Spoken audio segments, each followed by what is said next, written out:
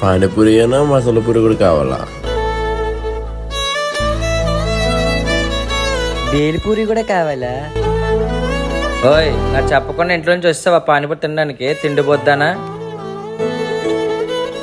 బాగుంది పానీపూరి. ఏరా అలా చూస్తున్నావు?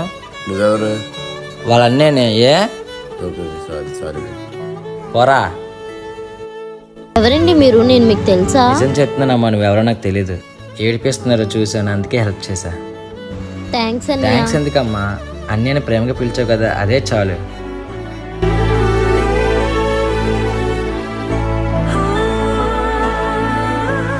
ఏంటమ్మా? హ్యాపీ రక్షాబంధన్ అన్నయ్య.